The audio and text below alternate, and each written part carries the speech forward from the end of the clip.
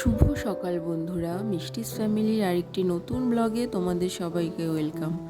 আশা করছি তোমরা সবাই ভালো আছো আর আমিও ভালো আছি। 5:30টার দিকে ঘুম থেকে উঠে ফ্রেশ হয়েছি। এখন চলে এসেছি কিচেনে। ছেলে স্কুলে যাবে, তাই তার জন্য টিফিন বানাতে এসেছি। তো আজকে দিচ্ছি এই আটা, সুজি আর চালের গুঁড়ো, ডিম মিক্সড করে এই টিফিনটা। এটা খেতেও খুব পছন্দ করে। এটা পিস পিস করে দিয়েছি যাতে ওর খেতে সুবিধা হয়। তো এখন টিফিন বানানো রেডি হয়ে ঘরে এসে টিফিনটা পুরো প্যাক করে দিলাম। আর ওকে এখন ঘুম থেকে তুলেছি। তোলার পরে ফ্রেশ করিয়েছি, ব্রাশ ট্রাশ করে নিয়েছে। কিন্তু দেখো, কিছুতেই ঘুম ভাঙছে না। যে আমি ওকে ইউনিফর্ম পরাচ্ছি, ওকে ইউনিফর্ম পরাই আর সঙ্গে সঙ্গে ওকে সেরিগুলোটা খাইয়ে দিই। তো ইউনিফর্ম পরাচ্ছি আর ওর চোখ খুলতেই পারছে না, বারবার ঘুমে ঢুলে পড়ছে।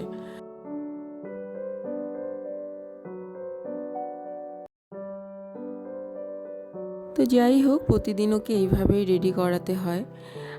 তো ওকে এভাবে রেডি করিয়ে দিলাম আর টিফিনটা ব্যাগের মধ্যে দিয়ে দিচ্ছি। আজকে আমার হাজব্যান্ড বাড়িতে আছে, ওই জন্য আমি আর ওকে আজকে স্কুলে দিতে যাব না। ওর বাবাই ওকে দিয়ে আসবে, ওর বাবাই ওকে নিয়ে আসবে। ওই জন্য আজকে আমার এই ডিউটি থেকে ছুটি।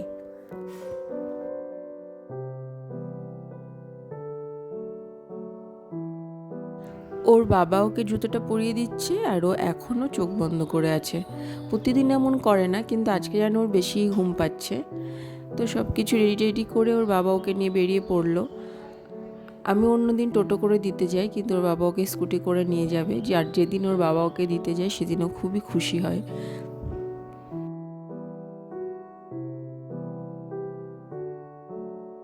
ওরা বেরিয়ে যাবে, তারপরে আমার যা কাজ আমি শুরু করব। তো ওরা এখন চলে যাচ্ছে, এবার আস্তে আস্তে আমি আমার অন্যান্য কাজের দিকে এগোবো। আজকে নীল পুজো, ওই জন্য আজকে আমি উপোস আছি। আর তাই ঘরের কাজগুলো আজকে একটু কমই করব। আজকে রান্নাবান্নার চাপটাও একটু কম থাকবে। আজকে বাড়িতে নিরামিষ রান্না করা হবে। খাওয়ার মধ্যে শুধু আমার হাজব্যান্ড, আমার শ্বশুর আর আমার ছেলে, এরা তিনজনই খাবে। আমি আর মা পুজোর উপোস করে আছি।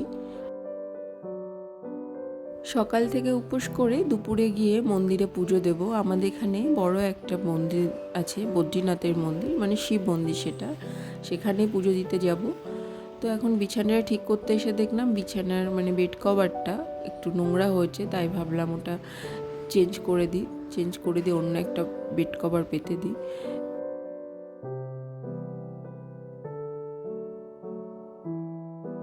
বিছানাটা যদি পরিপাটি করে গোছানো থাকে দেখবে খুবই ভালো লাগে সেই বিছানায় ঘুমোতে। কিন্তু এই যে এত পরিপাটি করে বেড কভার পেতে সুন্দর করে গুছিয়ে রাখছি, এটা ততক্ষণই থাকবে যতক্ষণ আমার ছেলে ঘরে থাকবে না। ও আসলে আবার বিছানার অবস্থা খারাপ করে দেবে। যা ঘরে বাচ্চা থাকলে তো এটা হয়। তো আমার হাজব্যান্ড চলে এসে ছেলেকে স্কুল থেকে দিয়ে এখন ওর জন্য চা করে দিলাম। আমি তো খাবো না, তাই ও একাই চাটা খাবে।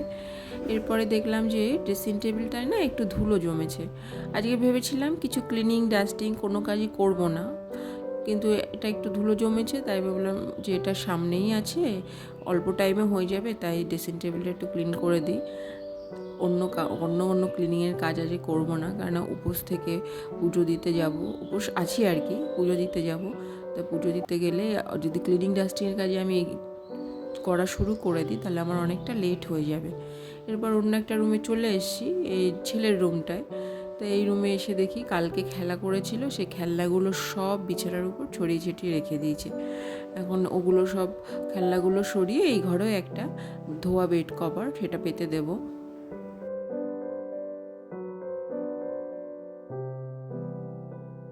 এই রুমটায় বেড কভারটা অনেক দিন পর পর চেঞ্জ করি, কেননা এই বেডে তো কেউ ঘুমোয় না, ওই জন্য খুব একটা বেশি নোংরা হয় না। এই ঘরে এসে ছেলে খেলাই করে শুধু।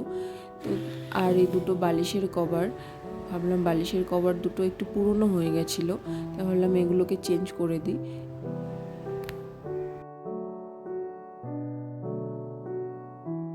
ভেবেছিলাম যে আজকে সংসারের কাজকর্ম এগুলো একটু কম করব, কিন্তু দেখো একটার পর একটা কাজ বেরিয়েই আসছে। আসলে আমরা যতক্ষণ কাজ করব আমাদের কিন্তু কাজ থেকে ছুটি মিলবে না, একটার পর একটা কাজ চলেই আসবে। সব কিছু সুন্দর করে সাজানো গোছানো থাকলে যেন আলাদা একটা মানসিক শান্তি লাগে।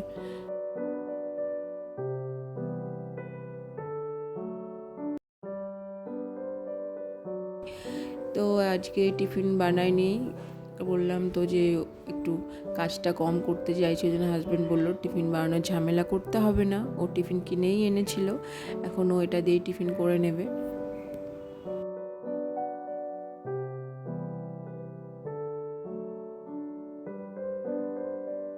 আর কয়েকটা আইসক্রিম নিয়ে এসেছিলো, গরমের সময় তো ফ্রিজে বেশিরভাগ টাইমে আইসক্রিমটা থাকে, বাচ্চা তো খেতে পছন্দ করে, সঙ্গে সঙ্গে আমরাও খাই।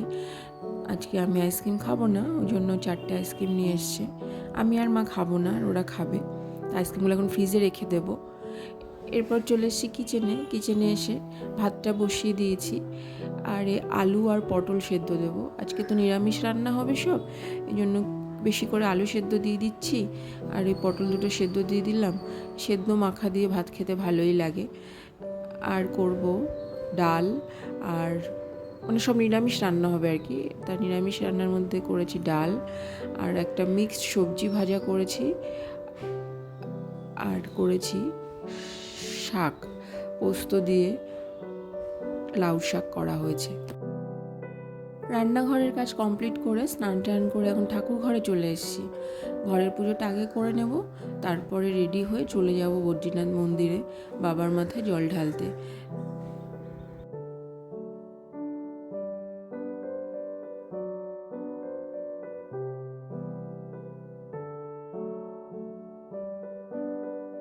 ছেলেকে ওর বাবা স্কুল থেকে নিয়ে এসছে, ওর ইউনিফর্ম চেঞ্জ করিয়ে দিয়ে এখন ওকে একটা আইসক্রিম দিচ্ছি। ও আইসক্রিমটা খাবে আর আমি রেডি হব। ওকে এখন নেব না বদ্রীনাথ মন্দিরে, ওকে সন্ধ্যাবেলায় নিয়ে যাব। সন্ধ্যাবেলায় তো আরেকবার যাব, তখন নিয়ে যাব ওকে। এখন খুব রোদ, প্রায় দুপুর 12টা মতো বাজে, এখন এত রোদ, আর ও এইমাত্র স্কুল থেকে ফিরেছে, তো এখন নিয়ে গেলে ওর এই রোদ থেকে এসছে, আবার যদি রোদে যায় ওর কষ্ট হবে, তাই ওকে রেখে আমি আর আমার হাজব্যান্ড যাব মন্দিরে। এই যে একটা শাড়ি বের করেছি, এই শাড়িটা নতুন, এখনও পরা হয়নি, আর এই শাড়িটা কোনো পুজো উপলক্ষে পরার জন্য আমি কিনেছিলাম, তো আজকে এই শাড়িটা পরবো। কিন্তু শাড়িটার এত মার, নতুন শাড়ি তো, এত মার, হাট জামদানি, এই জন্য মারটা একটু বেশি, যেন পরতে না অনেকটা টাইম লেগে গেল। শাড়ি খুব একটা বেশি পরি না তো, আর খুব ভালো পরতেও পারি না, ওই জন্য আমার কাছে একটু কমফোর্টেবল ফিল হচ্ছিল না শাড়িটা পরে। তো এখন চলে এসেছি বদ্রীনাথের মন্দিরে। কত ভিড় দেখো, এইখানে 3 দিন ধরে মেলা চলছে, মানে আজকে নীল পুজো, কিন্তু গত 2 দিন ধরে এখানে মেলা চলছে। আর এত ভিড়, সে ভোর 3টে থেকে লোকজন এসছে বাবার মাথায় জল ঢালতে। যাদের দূরে বাড়ি তারাই আগে আসে, বলে না কাছের লোকের লেট হয় সব সময়।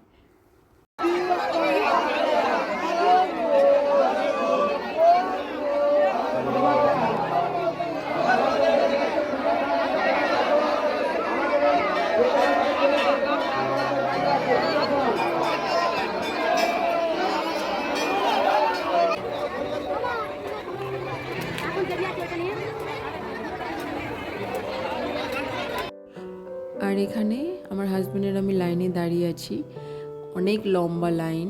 এই দেখো, এই যে এতটা লম্বা লাইন, সামনে আরও আছে, প্রায় 1 ঘন্টা মতো তার বেশি লেগে যাবে। আর পুকুর পাড়, এই মন্দিরে এখানে একটা বড় পুকুর আছে, এখানে সবাই স্নান করে তারপরে বাবার মাথায় জল ঢালতে যায়।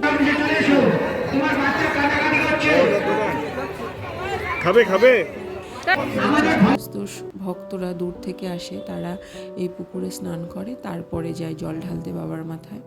আর মন্দিরের বাইরে একটা বড় এই শিবের মূর্তি, বাবার মাথায় জল ঢালা হয়ে গেছে ভেতরে, কিন্তু ভিড়ের মধ্যে তো কিছুই ভিডিও তোলা যায় না, ফোনও বের করতে সাহস হয় না, কোথায় ভিড়ের মধ্যে ফোন চুরি হয়ে যাবে। তারপরে মন্দিরে বাবার মাথায় জল ঢালার পরে বাইরে চলে এসে এখানে মোমবাতি ধূপকাঠি জ্বালিয়ে দিলাম। বাড়ি ফিরে কিছু করে রেস্ট নিলাম, আর এখন আমি খাবো ফল আর এই দুধ কলা আর সাবু দিয়ে আমার শাশুড়ি মা এটা মেখেছে, এটা খাবো। আর আজকে আমার হাজব্যান্ড আমার ছেলেকে খাইয়ে দেবে। আজকে ছেলের বেশিরভাগ দায়িত্বগুলো ওই পালন করছে সব।